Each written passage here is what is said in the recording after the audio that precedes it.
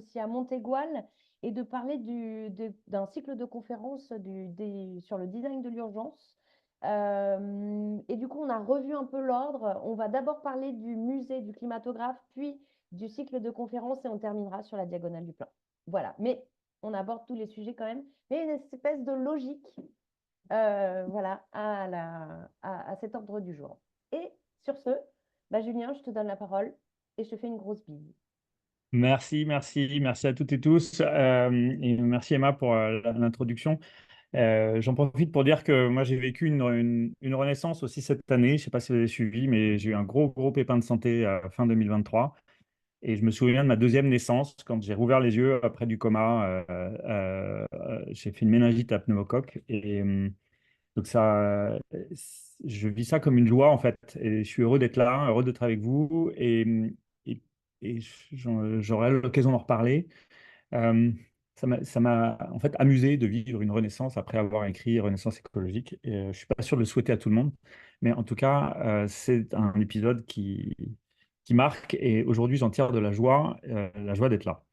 Je vais partager mon écran pour commencer par le climatographe, qui est donc le nouveau musée de la météo et du climat qui a ouvert le 7 juillet dernier donc au sommet du Mont Aigual dans les Cévennes et qui est devenu un musée avec 10 salles, 9 consacrées au climat et une consacrée à agir. Et j'ai eu la charge de la conception de la scénographie et des contenus pour cette salle Agir, dont je vous présente tout de suite le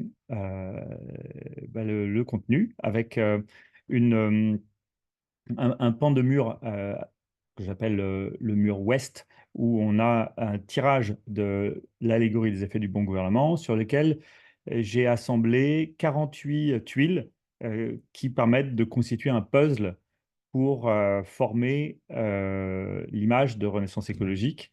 Et donc 48 tuiles dans lesquelles il y a 24 chantiers qu'on connaît bien, plus 24 principes d'action qui sont racontés ici: agir ensemble, agir pour la sobriété, agir pour le vivant. Et je vais avoir l'occasion de revenir dessus. Ça, c'est le mur ouest avec donc ces deux grands panneaux euh, qui nous mène au mur nord, sur lequel on a le plus grand tirage de France de Renaissance écologique, qui fait 7 mètres de long et 1 mètre 50 de haut, enfin pas loin de 2 mètres de haut, non, 1 mètre 50 de haut. Et sur le mur est, on a 96 projets d'application qui sont organisés autour de Agir ensemble, Agir pour la sobriété, Agir pour le vivant. Dans chaque grand groupe, on a 4 colonnes: bâtiment, emploi, transport, alimentation. Et vous voyez qu'on a 3 lignes. En bas, c'est du 0 à 1 an. Au milieu, c'est du 1 à 5 ans. Et en haut, c'est du 5 à 10 ans. Donc, on peut lire nos exemples d'applications et on retourne les tuiles pour savoir ce qu'il y a derrière. Il y a aussi sur la droite un écran qui raconte ce qu'on fait avec Renaissance écologique. Et sur le mur sud, j'ai produit un film d'une vingtaine de minutes qui raconte les fresques de Lorenzetti en les commentant, en expliquant ce qu'il y a dedans et comment justement on peut en faire la lecture qui mène à Renaissance écologique. Alors, je vous le montre en usage. Et là, c'est ce qui se passe avec des petits gamins qui peuvent faire de puzzle dans un sens ou dans un autre. Donc là, on leur demande de mettre les tuiles au bon endroit pour répartir sur agir pour le vivant, agir pour la sobriété, agir ensemble. Et donc, on peut partir de Renaissance écologique et révéler la fresque de Lorenzetti derrière. Et on en profite pour voir aussi qu'il y a une vraie continuité entre les tuiles et des éléments de la fresque de Lorenzetti derrière. Quand on retire une tuile et qu'on voit ce qu'il y a derrière, ben, on comprend aussi l'image originale et le processus d'adaptation des contenus. Euh, voilà ce qu'on peut en faire ensuite. Là, j'ai invité un de mes clients, c'est la direction de la prospective de Michelin.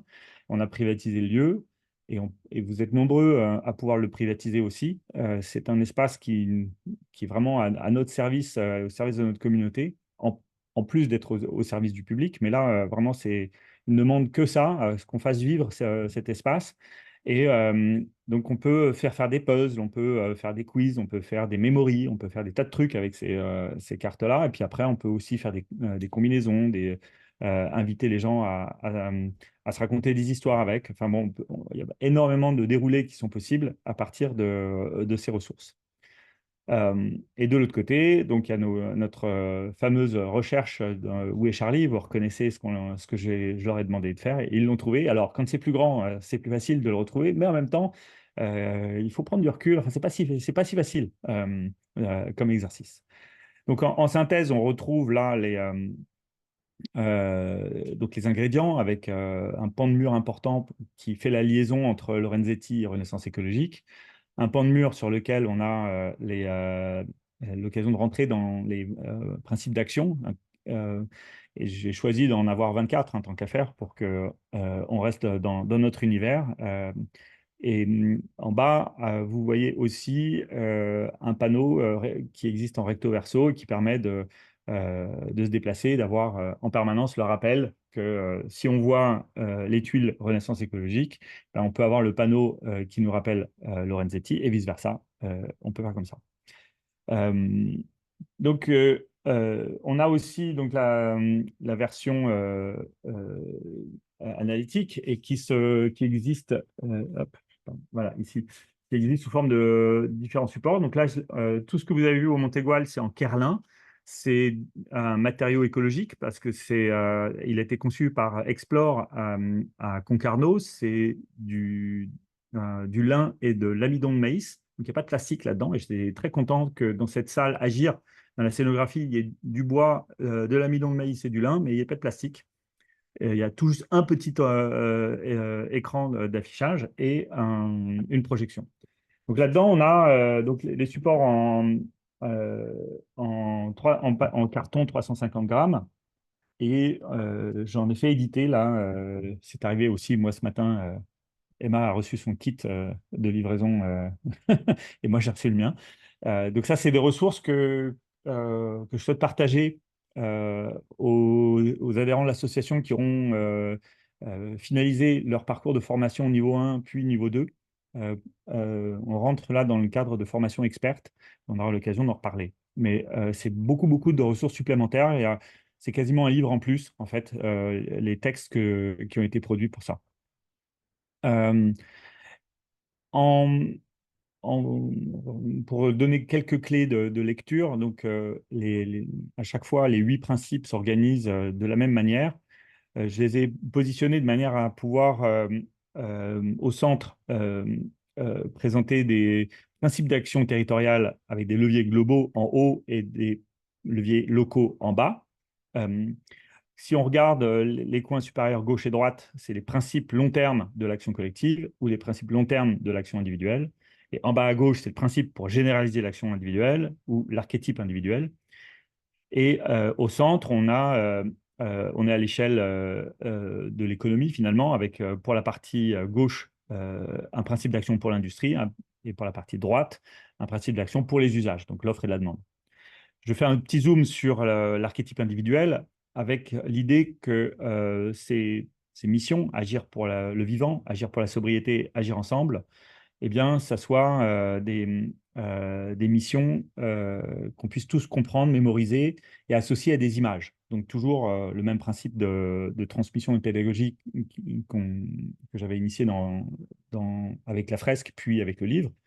Beaucoup de se servir des images. Et là, les 3 images clés, c'est donc le jardinier pour agir pour le vivant, le pompier pour agir pour la sobriété et l'entrepreneur pour agir ensemble. Je vais avoir l'occasion de vous les représenter un peu plus loin, mais c'est pour vous donner les clés de lecture. J'ai souhaité créer de la cohérence entre les différentes catégories de données pour nous permettre de couvrir et d'être équipés de différents niveaux de connaissances pour toucher différents types de publics, là encore, et à aborder la complexité par étape, ne pas saturer le public de complexité, mais leur permettre d'aller plus loin, d'être sûr d'avoir quelque chose qui pourront, entre guillemets, grignoter, agir pour le vivant, jardinier, pompier ou entrepreneur. Donc ça, c'est accessible à tout le monde. Puis il y a des choses plus subtiles, le donut, les objectifs du développement durable, les principes de l'effectuation. Donc on va aller plus loin dans la connaissance pour compléter la base qui est accessible à tous. Donc voilà le Montégoal. Donc maintenant, je voulais vous dérouler un deuxième, c'est alors design de l'urgence, design aussi agir pour le vivant, avec et pour le vivant. Donc un cycle de formation que j'ai entrepris ici à Nantes pour les dirigeants responsables de l'Ouest. Et ça me permet de partager une information que je souhaite vraiment, que je trouve fondamentale dans l'évolution là, des messages depuis que j'ai sorti Renaissance écologique il y a 5 ans. C'est que on a eu un workshop conjoint entre l'IPCC et l'IPBES. Donc IPCC, le GIEC, IPBES, c'est l'équivalent de ce travail scientifique sur la biodiversité et les écosystèmes, International Platform on Biodiversity and Ecosystems. Et donc, ces groupes de scientifiques ont modélisé les interactions entre climat et biodiversité. Et quand on part du climat, on voit apparaître pas mal de flèches rouges qui indiquent une action négative sur la biodiversité. Dans un cas sur trois, agir sur le climat, c'est aggraver la situation de la biodiversité. Et ils ont aussi modélisé l'inverse. Et quand on part de la biodiversité, c'est seulement dans un cas sur 10 qu'on a une incidence négative sur la biodiversité. Pour moi, ça, c'est vraiment, vraiment, vraiment fondamental. Ça veut dire que euh, euh, quand on doit faire face aux deux crises et trouver des solutions, construire des solutions, eh bien, partons de la biodiversité. Et c'est pour ça que dans les lectures de la fresque, j'insiste aujourd'hui dans l'idée de démarrer par agir pour le vivant, par la droite, avec la figure du jardinier. Agir pour la sobriété, c'est au centre que ça se joue dans l'organisation de la société et de son économie, avec notamment le pompier. Et j'ai attribué la fonction du pompier à notre homme qui livre à vélo en ville, pour aussi évoquer que le pompier ne fait pas qu'intervenir en situation de crise, et il intervient aussi en amont pour préparer, pour former, pour observer, pour analyser, comprendre les risques, les mesurer et s'entraîner, choisir le bon matériel, etc. Donc il y a une fonction de proximité dans le pompier qui lui permet d'être réactif et d'être capable d'intervenir en temps et en heure au moment où il faut le faire. Et pour agir ensemble, eh bien, c'est là où on retrouve beaucoup d'éléments de la vie collective et sociale sur la partie gauche de la fresque, avec notamment la figure de l'entrepreneur, et qui est pas le fondateur à la Elon Musk. C'est plus un entrepreneur, quelqu'un, imaginez le boulanger du coin, c'est aussi un entrepreneur. En tout cas, c'est quelqu'un qui arrête pas de fédérer des gens pour travailler avec déjà une équipe, des fournisseurs, des clients, des pouvoirs publics, des financeurs, et quelqu'un qui doit rassembler.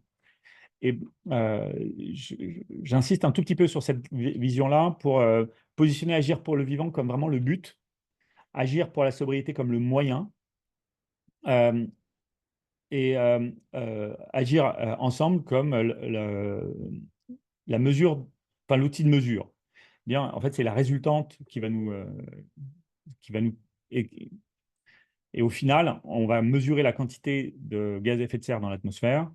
Et c'est parce qu'on aura stabilisé et ensuite, espérons-le, baissé la quantité de gaz à effet de serre dans l'atmosphère que nous aurons réussi cet objectif de transition écologique. J'insiste sur le fait de partir sur un vocabulaire autour de l'écologie, non pas du climat.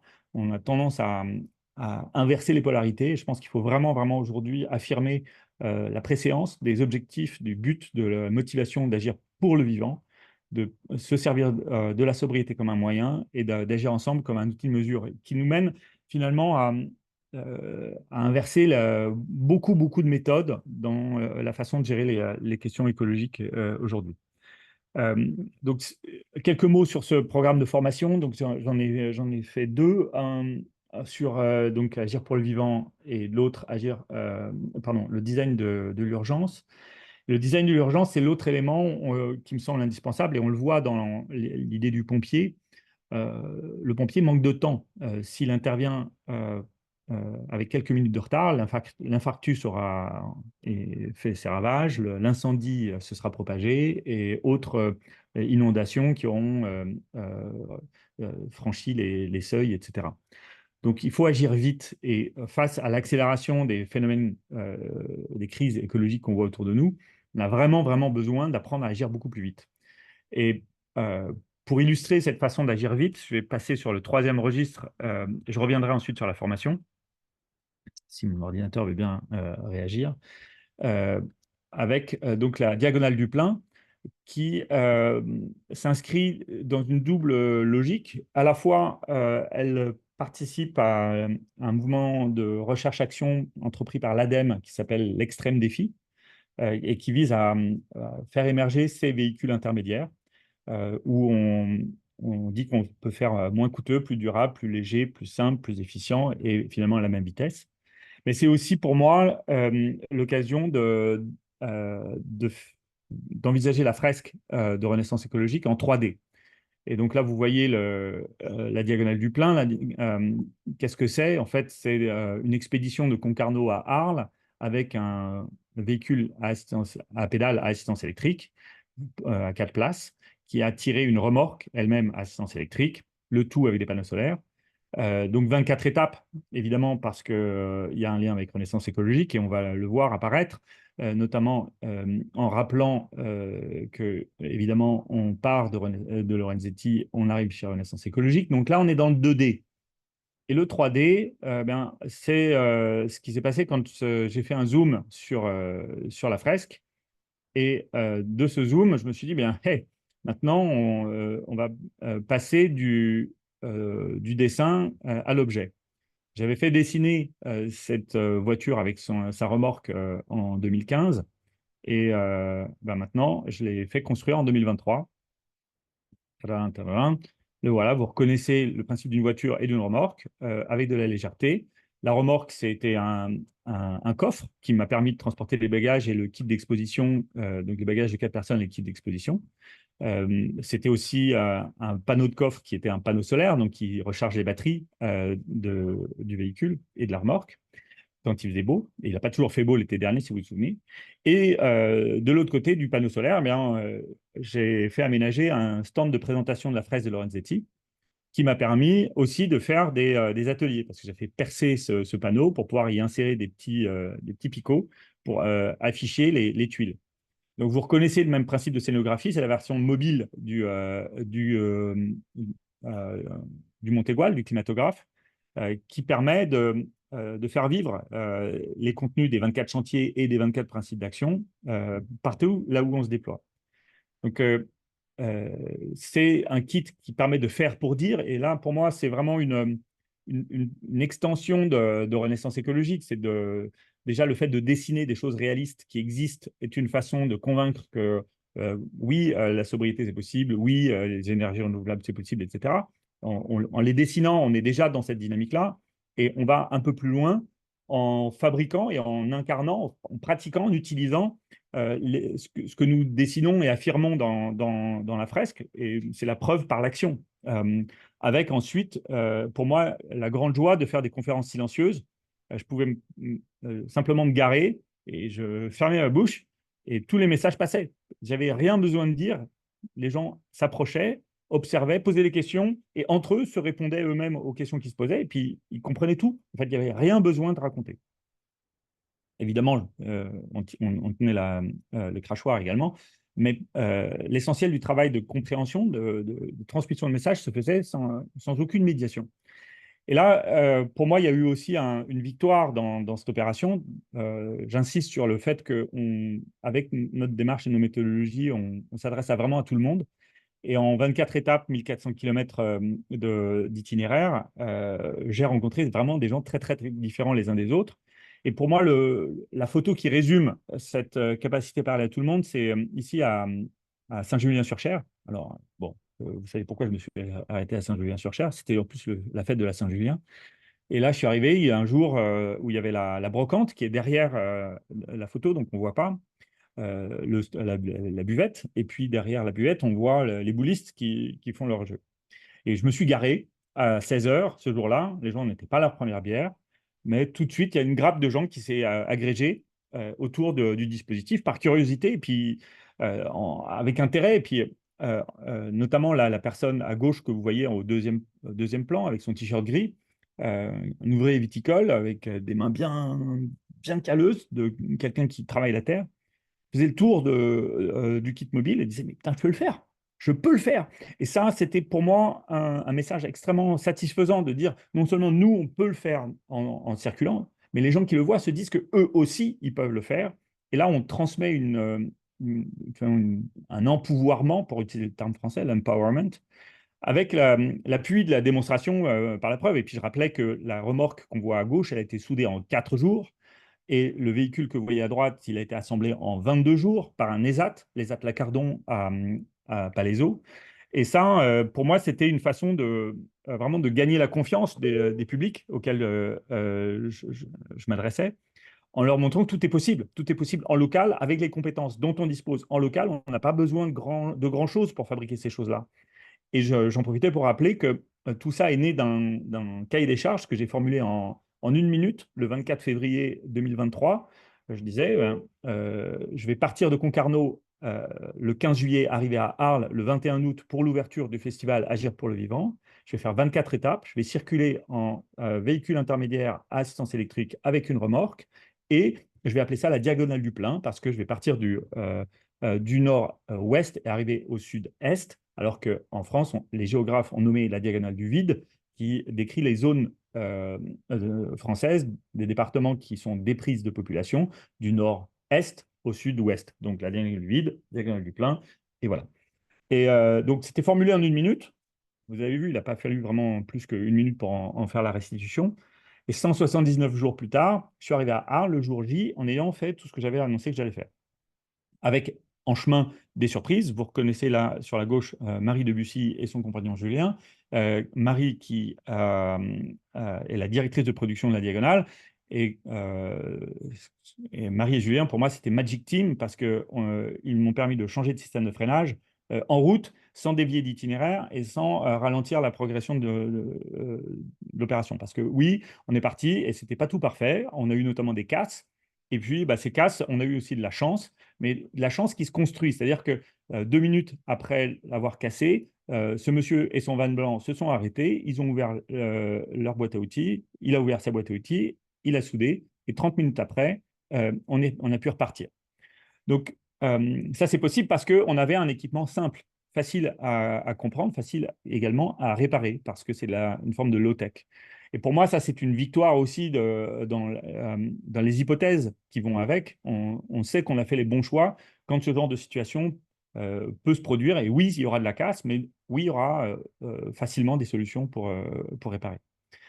Alors, Renaissance écologique était présente tout au long de la diagonale du plein. Et j'avais évoqué 24 étapes. Ben, j'ai fait 24 entretiens pour 24 chantiers avec un thème par étape.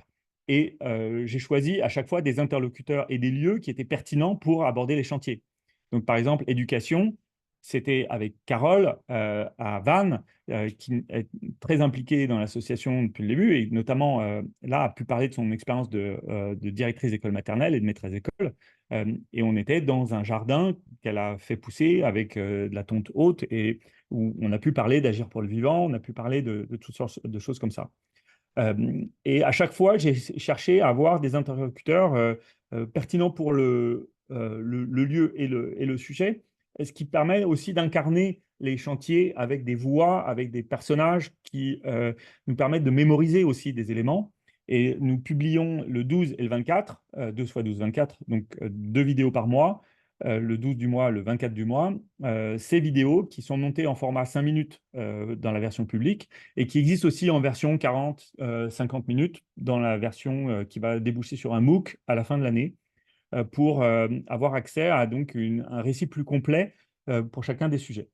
Et la façon dont j'ai procédé, à chaque fois que je me suis arrêté, c'est que vous le voyez à plusieurs reprises, j'ai un carton dans la main, bah, c'est une des tuiles de Renaissance écologique.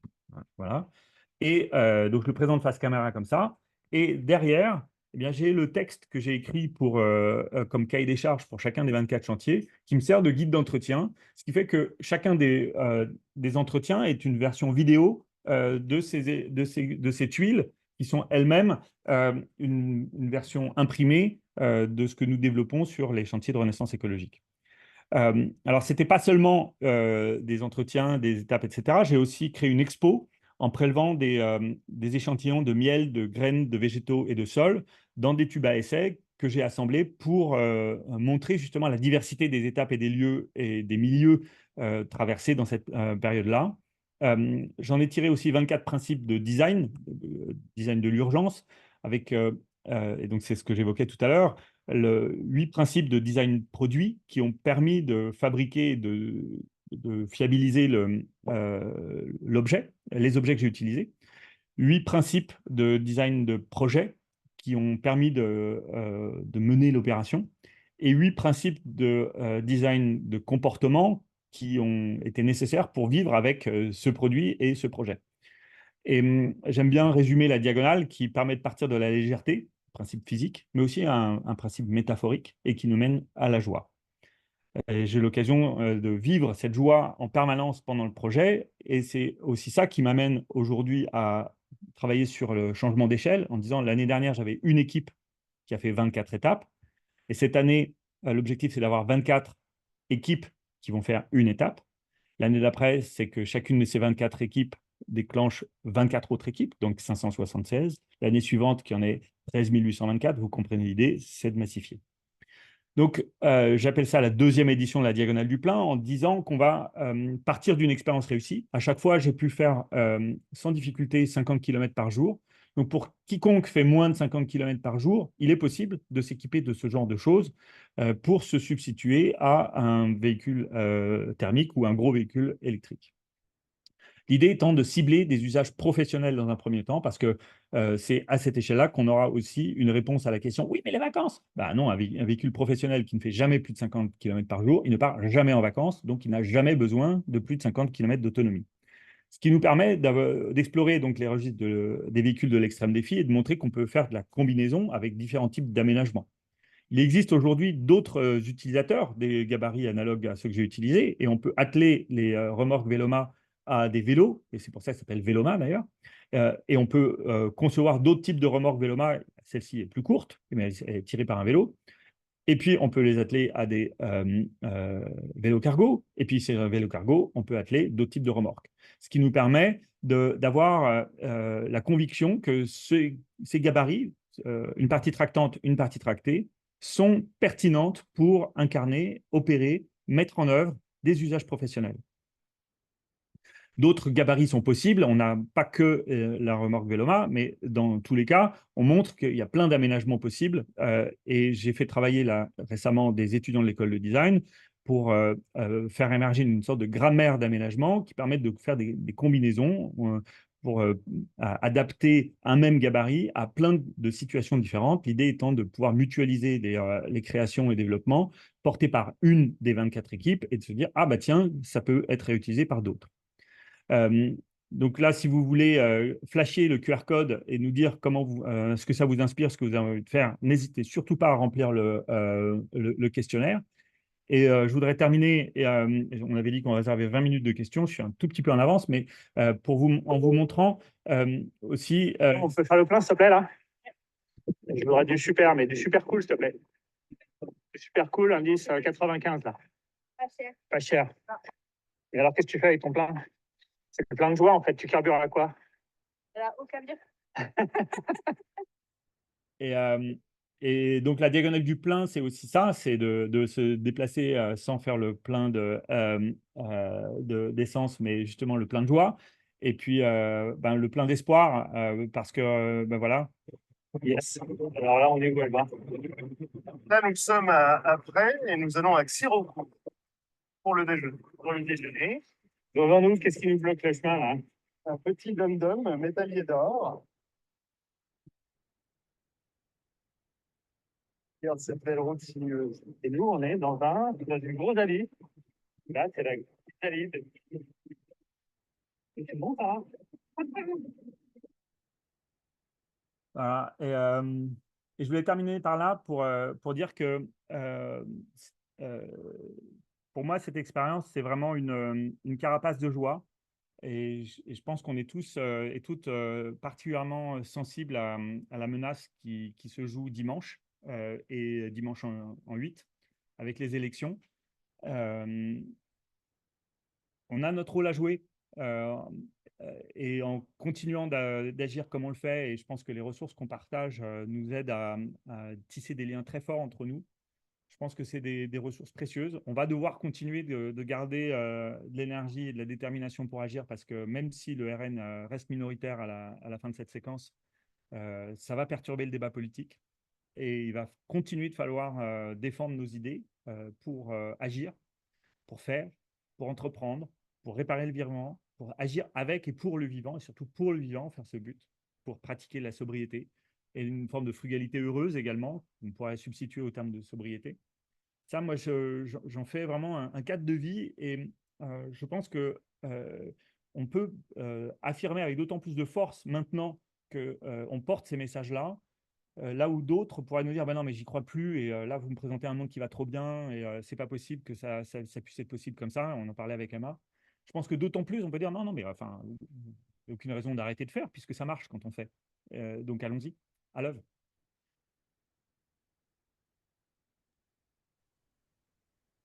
Oui, Julien. Je remets. Merci, merci beaucoup. Bah, c'était. Bah oui, écoute, il est 38, mais c'est bien parce que je pense que c'est mieux d'avoir plus de temps pour l'échange que pas assez. Merci beaucoup. Il y a des personnes qui ont dû nous quitter, mais on est quand même encore assez nombreux et nombreuses. Je reprends les questions, enfin les questions dans le chat, et il y avait plusieurs questions de Florence quand même. Florence qui est à Lyon, de l'association Bardane. Je vais poser tes questions, ou alors est-ce que tu veux les poser?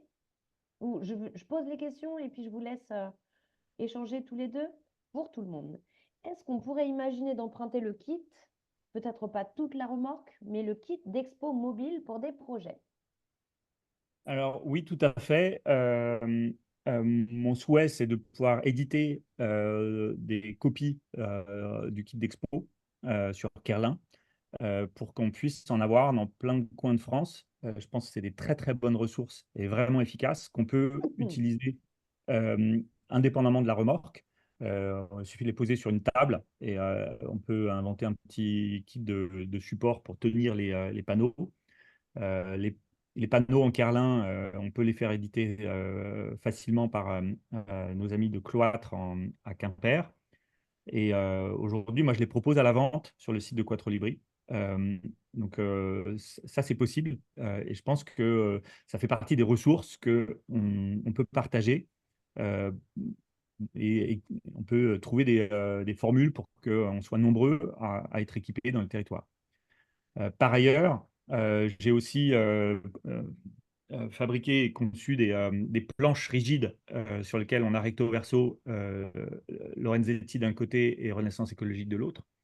Ça, c'est des beaux objets qu'on peut encadrer ou présenter là encore à des clients euh, ou des collectivités, en faire des versions qu'on peut aussi installer dans les écoles ou utiliser dans des animations. À mon avis, ça fait partie des produits dérivés autour de Renaissance écologique on peut diversifier. On a les grands et les petits tirages et maintenant on a toutes ces autres réalisations. Ça, c'est ce que j'ai conçu. Maintenant, alors attendez, il y a faut que je mette mon téléphone en mode ne pas déranger parce que sinon vous allez avoir euh, les petits bips de mon téléphone. Donc, on a cette possibilité. Je pense qu'on peut en faire d'autres. Avec l'association, on pourra en imaginer d'autres. Et je précise aussi que je suis à Mâcon ce week-end et je suis à Lyon la semaine prochaine. Je peux embarquer certains des éléments. J'aurai notamment le kit de 48 tuiles avec moi à Lyon la semaine prochaine. Si ça vous intéresse qu'on monte une session à Lyon, c'est possible le 2 après-midi. Florence, je ne sais pas si tu as entendu. Si, si, j'ai entendu, chouette. On pourra en reparler. Moi, je serais, enfin, là, en voyant, j'ai regardé aussi sur le site un peu les prix et tout. Mais je me demandais si c'était peut-être possible, sans acheter des kits partout, mais de les emprunter. Enfin, là, du coup, je suis plus à Lyon, je suis dans l'Ain, dans un Ouais. village qui a un jumelage avec une ville en Italie. Et du coup, je trouverais ça hyper Ah oui. intéressant de faire le lien Et, entre la fresque de Lorenzetti, le- à mon sens. moi, le kit, pour le moment, il existe en un exemplaire, donc c'est difficile de l'emprunter parce il a son utilité là où il est. En revanche, en fabriquer peut-être un autre et le mettre à la disposition de l'association et faire que l'association le fasse circuler en fonction des besoins et des projets d'animation des membres de l'association, ça, c'est peut-être un truc qu'on peut faire facilement. En tout cas, moi, je suis pour qu'on fasse circuler ces ressources et qu'elles soient à la disposition des membres de l'association qui veulent faire des animations. On va trouver une solution. Ouais, on s'en reparle. Merci.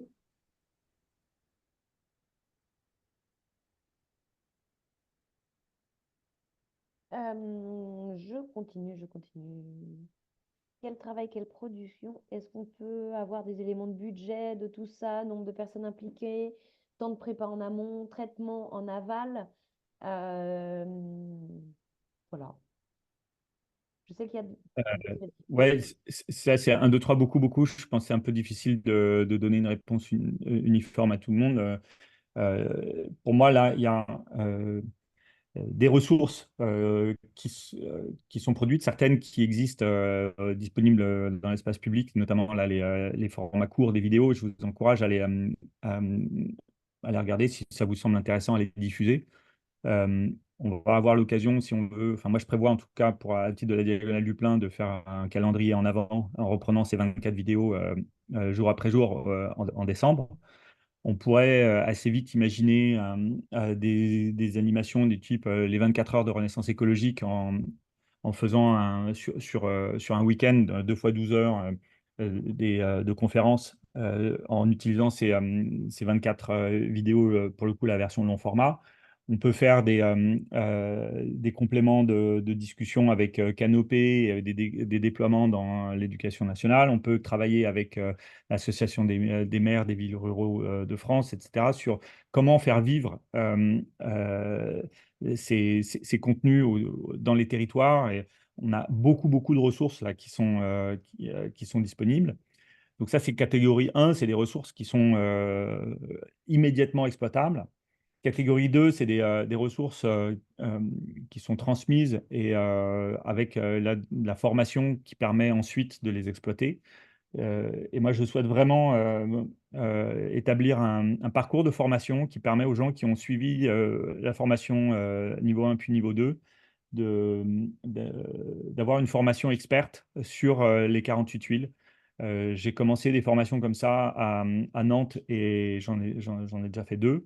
Je souhaite en faire rapidement à Paris en septembre, donc convenir d'une date pour ça. Je vais pouvoir me déplacer ailleurs en France pour en faire d'autres. Et puis après, il y a des occasions d'aller de joindre l'utile et l'agréable.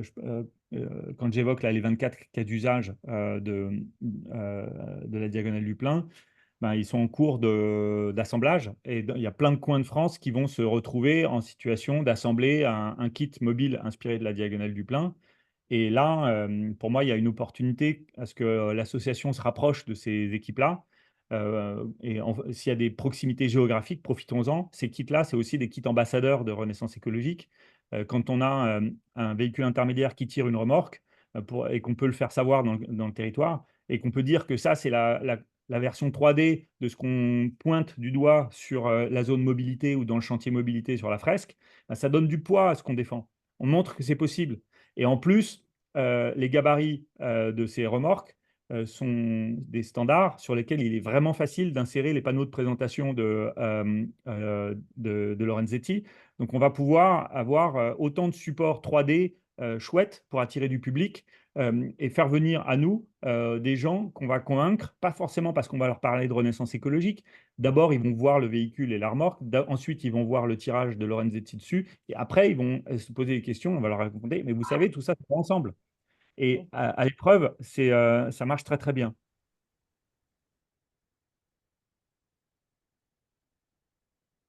Et là, je vois une question où trouver les courbes IPBES GIEC. C'est dans le rapport conjoint, le rapport du workshop conjoint IPBES GIEC, et c'est la page 152. Hmm. Je sais qu'on l'avait dans l'ancien Slack, cette courbe dans la bibliothèque de ressources. Je ne sais plus si on l'a mis sur le Drive, je ne suis pas sûre. Est-ce qu'on ne l'a pas mis dans le quiz des enjeux de l'atelier découverte, Annie? Non, ça te dit quelque chose, toi? On ne l'a pas mis dans le quiz. Ou Et on même a dans les mis quoi, ressources de pardon? l'atelier découverte. Tu sais, le visuel en fait qui illustre toute enfin, comment dire, la contribution des actions carbone sur la biodiversité et le contraire. Tu sais, ces Oui. liens rouge et bleu. Mm. Oui, les effets, oui, les Oui, c'est actions ça. sur la biodiversité et les actions pour le climat. Oui, Oui, non, ce n'est pas dans les ressources de la télédécouverte. d'accord, ok. Oui, Il me semblait qu'on en avait, non. parlé. Euh, Ok, bon, très bien. On va essayer de le republier aussi sur le Slack et de retrouver le visuel. Et puis, bah, pourquoi pas l'ajouter dans les ressources. Je pense que c'est... En termes de ressources, moi, j'encourage vraiment à utiliser le triptyque de la fresque divisé en 3 zones. La partie droite, agir pour le vivant, la partie centrale, agir pour la sobriété, et la partie gauche, agir ensemble. On a plein d'ingrédients pour incarner ces 3 notions.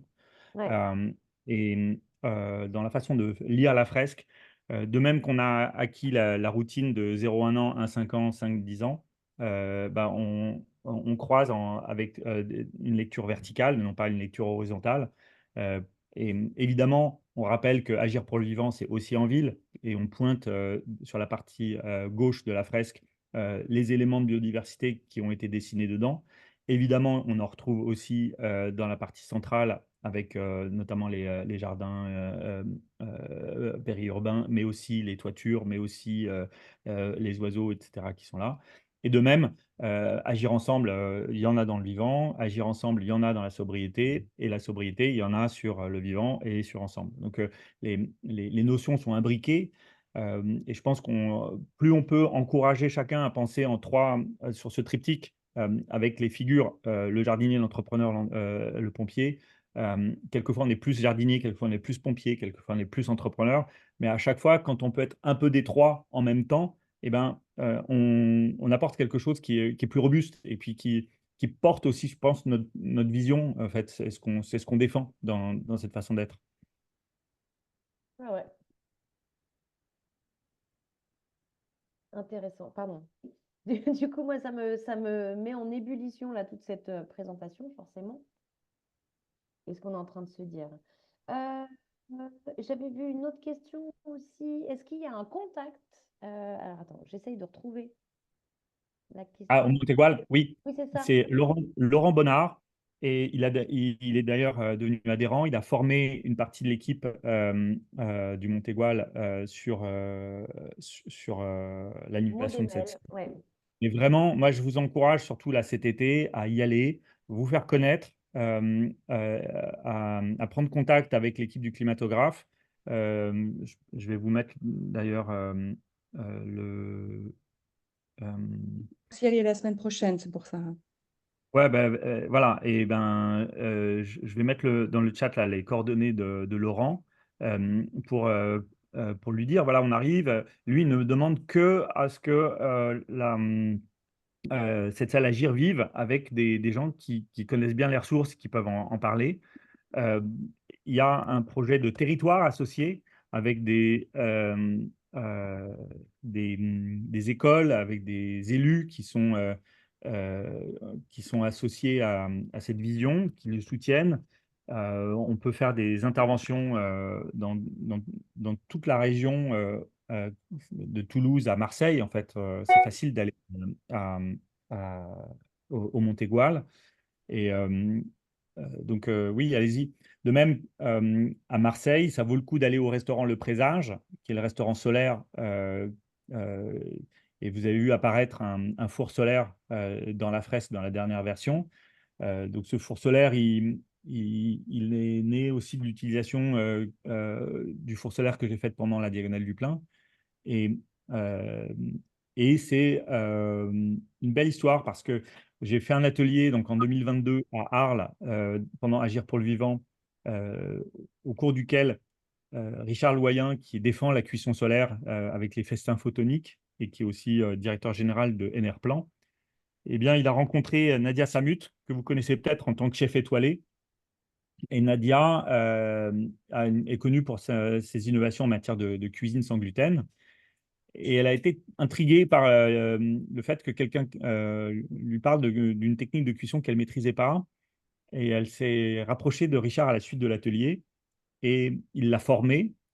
elle a installé un puis plusieurs fours solaires dans son restaurant et maintenant, c'est devenu un restaurant étoilé solaire. C'est le premier restaurant étoilé solaire. Et ça, c'est une concrétisation très visible de ce que Renaissance écologique a pu déclencher. Et, euh, et sur place, là, j'étais le 18 juin à Marseille pour l'inauguration officielle du restaurant Le Présage. Euh, et, euh, et lors de cette inauguration, ben, c'est intéressant parce que Pierre-André Humbert, qui porte le projet, dit, moi, je fais ce projet pour raconter des histoires grâce à la cuisine. Et en aparté, après, on se connaissait déjà bien, on est tombé d'accord sur le fait que Renaissance écologique permettait de raconter son histoire. Et le fait d'avoir mis un four solaire pour illustrer le restaurant solaire de Marseille dedans permet aussi de faire le lien avec la production de proximité. Ils ont créé un potager juste devant.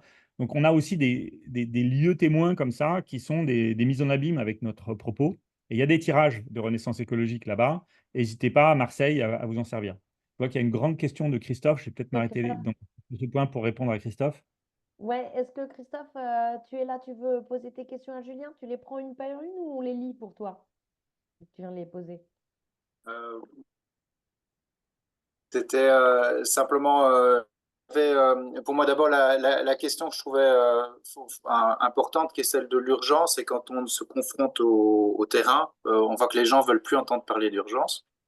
Donc c'est quelque chose que effectivement GIEC des comportements est en train d'étudier de près, mais on a des véritables blocages.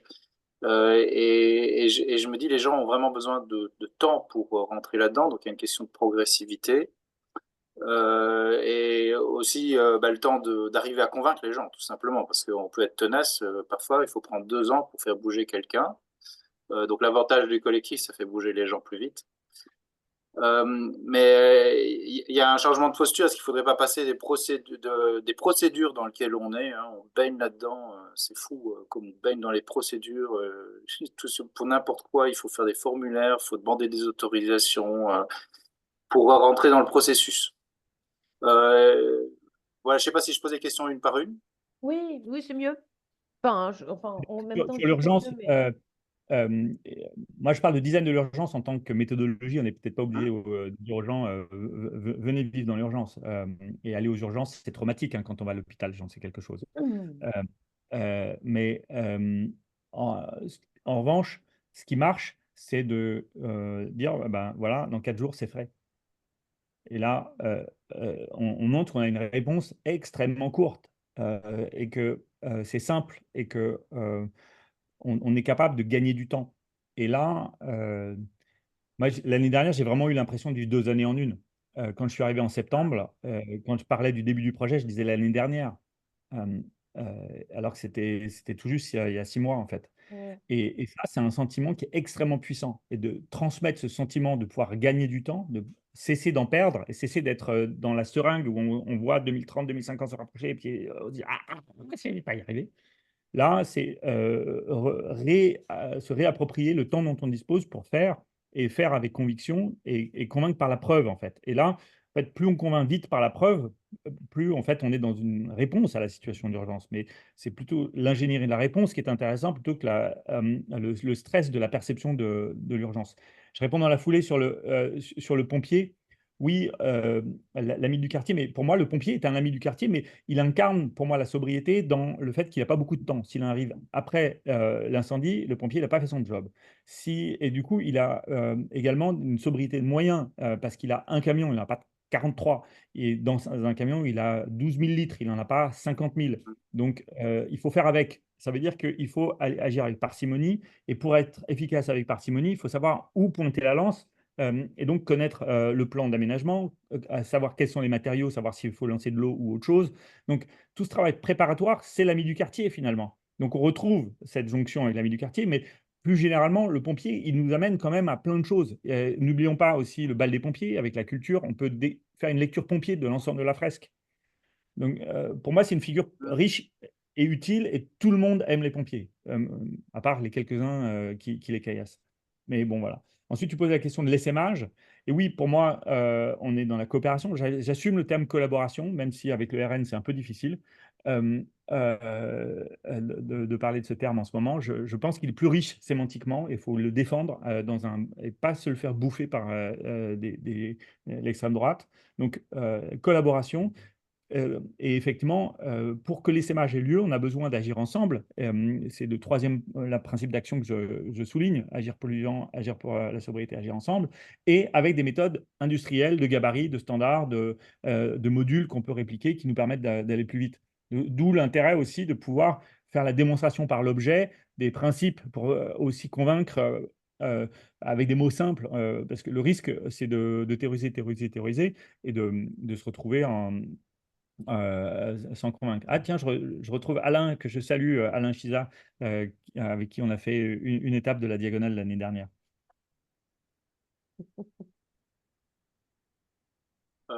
Oui, ben merci pour tes réponses. Je pense qu'il y a des choses qui sont à lever dans le domaine d'intervention, c'est-à-dire par rapport au domaine public et le domaine privé. C'est-à-dire actuellement, on arrive à faire beaucoup de choses et très rapidement dans le domaine privé. Dans le domaine public, c'est très, très compliqué. Donc, Oui, il y a quelque en chose même temps, vraiment à attaquer sur ce sujet-là. oui, je suis d'accord. En même temps, moi, j'ai circulé, j'avais pas de frein, pas d'autorisation et pas d'assurance, hein. Oui, mais là, je vois, je travaille avec les écoles. Je peux passer 2 ans pour avoir une autorisation pour simplement faire Mais quelque chose oui, avec des mais oui. habitants, avec des enfants. Continuons d'élever, clairement. Je vois le temps qui court. J'aimerais rebondir sur le point de Karine sur les femmes. Je me suis évidemment posé la question de mettre en avant trois archétypes avec des métiers qui s'expriment au masculin. Même si en pratique, il y a beaucoup de femmes maraîchères, il y a beaucoup de femmes arboricultrices, il y a beaucoup de femmes qui cultivent leur jardin. C'est pas juste que le terme jardinière exprime autre chose qu'un jardinier. Une jardinière, c'est une jardinière de légumes. Et j'ai cherché une autre formule que le jardinier. J'arrive pas à trouver un autre terme que jardinier pour exprimer ce métier qui est un métier d'hommes et de femmes. De même que le pompier, la pompière, c'est pas un terme qui existe. Et l'entrepreneuse ou l'entrepreneur, une entrepreneuse, ça veut dire autre chose. Une entrepreneur, c'est autre chose. C'est pour ça que j'ai choisi dans la figure de l'entrepreneur ce couple qui se serre la main. On ne sait pas si c'est la personne de gauche ou la personne de droite qui est l'entrepreneur dans l'histoire. Mais c'est frustrant. Si vous avez de meilleurs termes que ces trois-là, qui veulent dire la même chose, je suis preneur. Euh, il faudra peut-être l'utiliser en anglais parce que là, c'est pas genré. Mais en français, moi, je suis très embêté. L'apicultrice, oui, mais c'est pas que apicultrice. C'était un petit clin d'œil à notre abécédaire. Oui, oui. Le premier mot qu'on fait découvrir, c'est pas apiculteur, c'est pas avion non plus d'ailleurs, c'est apicultrice. Voilà. Quand on apprend à parler, quand on s'éveille du coup en fait voilà, au monde et qu'on apprend des nouveaux mots avec la renaissance écologique, le mot qui commence en A, c'est une apicultrice. Voilà, c'est tout. Un point de Florence sur coopération, collaboration. Moi, j'avais lu une définition qui inverse les termes, hein. Pour moi, collaboration est beaucoup plus large que coopération. Mais enfin, j'avais lu les définitions dans les dictionnaires là-dessus. Je pense que ça vaut le coup de creuser. Je me suis peut-être trompé, j'ai peut-être pas eu les bonnes sources, mais et si c'est le cas, j'inverserai vers coopération. Mais Ouais, il y a beaucoup de confusion qui existe entre les deux mots, mais dans les milieux qui travaillent beaucoup sur les notions de coopération, ce qui revient souvent, c'est être co-auteur d'une œuvre commune sur la coopération parce que c'est la racine étymologique. Et du coup, souvent la distinction qui est faite, c'est collaboration, c'est une notion de travailler en mode projet et de collaborer sur une tâche, sur un objectif. Et coopération, c'est se mettre dans une dynamique de faire ensemble sans forcément avoir bien défini vers où on veut aller, ou en tout cas le chemin exact pour y aller. Mais il y a souvent une confusion, mais je sais que dans pas mal de milieux qui travaillent là-dessus, ils essayent de bien définir ces deux mots différemment. Et coopération, normalement, est plus puissant et fait appel à un plus grand changement de posture, changement intérieur, etc. ouais, Mais je suis c'est très flou, partagé. hein. Je suis très partagé là-dessus parce qu'effectivement, il y a là ces jours-ci le forum des usages coopératifs et puis il y a l'économie coopérative etc. Mais moi, je m'en suis tenu à des définitions de linguistes sur les termes qui disent exactement l'inverse. et c'est frustrant parce que si on s'en tient à la langue, et je pense qu'il faut aussi défendre la langue, la définition sémantique dit l'inverse, alors que l'usage s'est installé sur les termes que tu cites. C'est très, très frustrant. Je ne sais pas comment m'en sortir. J'interviens 2 secondes parce que moi j'ai suivi récemment le parcours Apprendre coopération, là, qui est une grande formation très sympa, d'ailleurs, auquel je vous invite à tous participer et toutes. Et je pense, j'ai le même souci parce qu'effectivement, avant, j'ai cherché la différence entre collaboration et coopération. Et je pense avec le recul que ces définitions, en fait, elles sont très centrées sur des projets en entreprise et pas sur une définition sociale, ce qui pose effectivement cette ambiguïté sur le mot coopération. Donc je pense qu'effectivement, il faut creuser je suis d'accord, il faut creuser cette définition. Néanmoins, coopération dans les milieux qui la pratiquent de façon professionnelle, je dirais, on est bien d'accord, c'est bien plus large que la collaboration et beaucoup plus puissant, quoi. C'est un changement de posture. Là encore, c'est l'usage qu'on en a fait qui fait qu'on utilise ce terme pour vivre la vision qu'on veut défendre dans une façon d'être plus fort ensemble ou d'être plus efficace, plus résilient, en tout cas où le collectif l'emporte. Mais je pense que franchement, historiquement, les termes on nous disait autre chose dans ce dont on a hérité avant d'en faire l'usage qu'on en fait depuis assez peu de Ouais. temps en fait. Oui, oui. Là, sur le Centre national de ressources textuelles et lexicales, qui est une référence, si je pars sur coopération, c'est une action de participer avec une ou plusieurs personnes à une œuvre ou une action commune. Et sur collaboration, on est dans l'élaboration. Donc, il y a une subtilité quand même, et peut-être temporelle. Et dans la coopération, pour moi, il y a quand même plus un cambouis, hein. Voilà. Et là, le lien que je vous ai, excusez-moi, je suis un peu malade. Le lien que je vous ai envoyé, j'espère qu'il fonctionne. Donc, c'est une formation que j'ai suivie et qu'effectivement, on insiste sur la coopération c'est exactement ce qui a été dit auparavant, je ne sais pas qui l'a dit, c'est on y va, on ne sait pas trop vers où on va, mais on construit ensemble. On est là, voilà. Et on n'est pas dans l'élaboration qui, pour moi, est peut-être un cran avant. Mais voilà, c'est... Élaboration, on retrouve l'abord, quoi. Oui, mais on est plus dans une action, me semble-t-il. Et là, encore une fois, l'EFC se tourne vers les territoires. Donc, voilà. Et c'est Mais peut-être aussi un choix que j'ai fait pour être au clair. Mais en tout cas, si le consensus entre nous tous, c'est de dire utilisons coopération plutôt que collaboration, moi je me rangerais sur un avis collectif qu'il faut que ça soit à notre service et qu'on choisisse le mot qui soit le plus efficace pour traduire notre mission.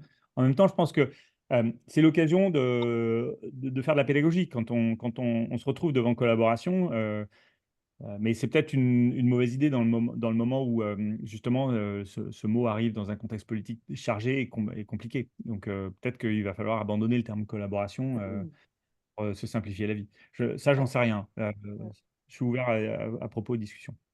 Quand on a fait notre calendrier de l'Avent en 2021, on avait demandé à Fertile de faire une vidéo sur la collaboration. Et il parle de collaboration, mais beaucoup de Non, il parle de pardon. Il parle de collaboration, mais beaucoup de coopération, qui est plus dans leur langage usuel de changement de posture, etc. Et c'est vrai que du coup, c'est plus un mot qu'on a depuis peu, en fait, l'habitude d'entendre par rapport à la collaboration. Voilà. Oui. Bon. Une question de Marine, peut-être. Oui. Et puis, du coup, il est 13h06, on ne va pas tarder à se quitter non plus. On va, Normalement, on ensemble on jusqu'à va aller 13h, déjeuner. mais on peut bien prendre la question de Marine. Merci. Je lis la question. De quoi avez-vous besoin en priorité pour vous faire connaître, vous développer? Je pense qu'on a beaucoup de ressources. Donc, si on est nombreux à les faire connaître et à en faire la pédagogie dans nos différents modes d'action, je pense qu'on est tous là en train de répondre à cette question. C'est du temps, l'énergie, et je pense que le projet associatif Renaissance écologique est vivace et grâce à vous, et je pense que ça, il faut l'entretenir, il faut le soigner. Et l'association a besoin de ressources, et je pense que tout ce qu'on peut faire rentrer comme ressources à l'échelle de l'association permettra à l'association de jouer son rôle de diffusion, de promotion et puis d'animation du projet. Donc, je commence par là. Ensuite, je pense qu'individuellement, nous, on a chacun d'entre nous aussi euh, des territoires d'expression. On a parlé de territoires de renaissance dans le projet. Et bien là, tout ce qu'on peut faire pour aller vers l'objet, vers les lieux qui parlent d'eux-mêmes, je pense que ça va nous aider. Euh, euh, et, et puis évidemment, là où on peut euh, faire de la pédagogie auprès d'élus, auprès de journalistes, auprès de réseaux d'entreprises ou de commerçants, etc., pour faire euh, des animations, etc. Continuons ce qu'on fait, je pense. C'est une question d'amplification avec plein de leviers pour nous permettre euh, euh, de nous développer. J'ai du mal à en identifier un, à part peut-être la question des moyens pour renforcer les moyens dont dispose l'association. Merci. Allez, juste parce que Alain vient de poser un petit message. Je viens à l'instant de me connecter pour cette conférence. Tu as su, Julien, trouver les mots en juillet 2019 lors de la création du collectif Kikuri. Je le dis bien, Kikuri. Nous sommes aujourd'hui plus de 400 adhérents sur le territoire de l'Ouest rhodanien. Donc merci. Notre maître mot, c'est si on veut changer la direction mortifère de notre territoire local, c'est avant tout de créer un rapport de force et passer par le juridique est une nécessité. C'est hyper intéressant. Du coup, j'ai envie de dire comment tu as fait, Alain. Alors bonjour à tous. Vraiment, je m'excuse d'arriver un peu en retard parce on est quand même très pris en ce moment sur des projets justement des projets dont on se bat. C'est très chronophage, mais en même temps, ce qui est exaltant, c'est les réussites, c'est des victoires. Et on s'aperçoit que effectivement dans les projets de construction de bâtiments logistiques ou bien de construction sur des zones inondables, des zones humides. C'est fait vraiment en dépit du bon sens. Les permis de construire sont donnés vraiment avec une rapidité où les services juridiques, on s'aperçoit qu'ils ne connaissent pas forcément. Ils se disent ça va passer, puis de toute façon, personne va bouger. Sauf qu'aujourd'hui, je voulais remercier Julien parce que c'est vrai qu'il nous a donné cette force. C'était en 2019, donc ça fait déjà quelques temps. Mais il nous a donné cette force et cet élan pour démarrer. On ne compte pas nos heures, mais en même temps, aujourd'hui, on a du résultat. On passe pour des poils à gratter vis-à-vis des élus parce qu'on est dans un territoire où, de toute façon, la conscience écologique et la résilience alimentaire, ça leur parle pas trop. Donc, il y a un énorme travail, mais on le fait pour nos enfants, pour nos petits-enfants, et ça paye parce que on a encore des textes de loi, aussi bien au niveau national qu'européen, qui nous permettent effectivement de contrer. On a une justice, et aujourd'hui, c'est encore important de le dire, parce que il y en a certains qui qui déroulent un catalogue politique pour tout revoir.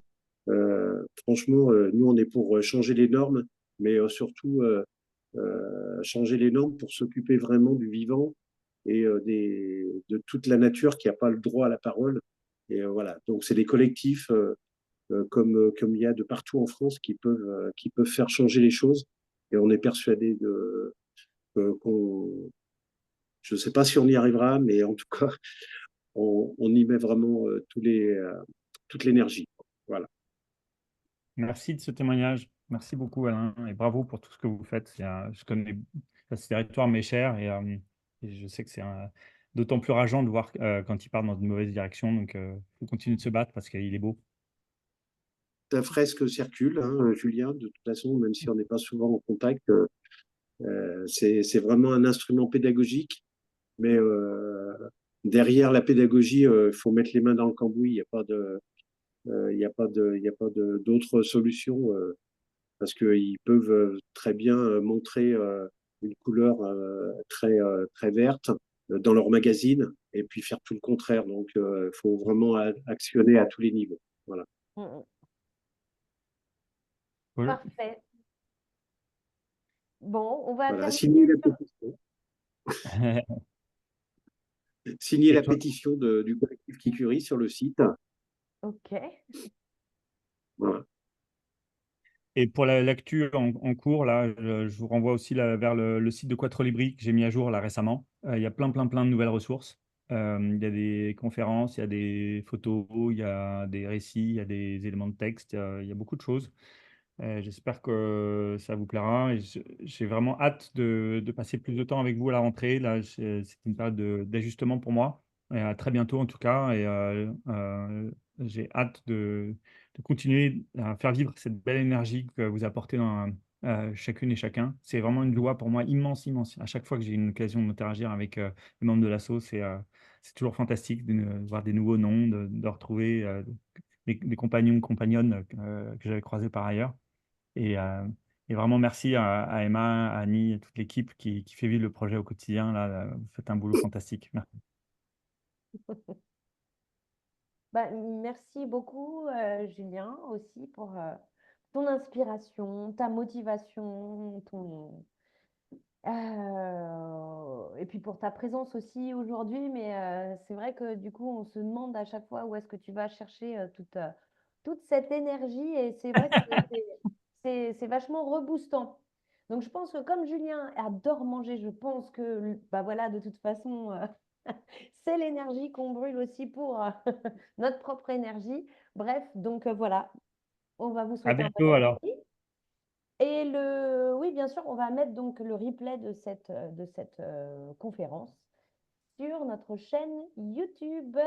Donc, vous pouvez vous abonner et guetter. Et puis, forcément, on va en parler dans notre prochaine newsletter. On en parlera aussi sur les réseaux, je pense, pour que tout le monde puisse la revoir. Je pense que du coup, là, on arrive à un moment où, voilà, à l'œuvre, comme dirait l'autre.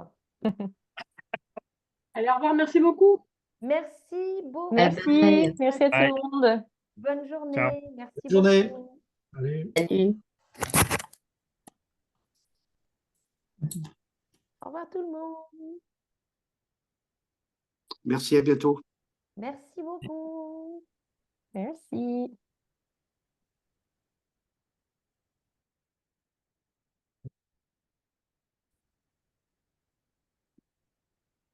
Moi, j'attends que tout le monde s'en aille avant de raccrocher pour tout. On va rester 2 minutes.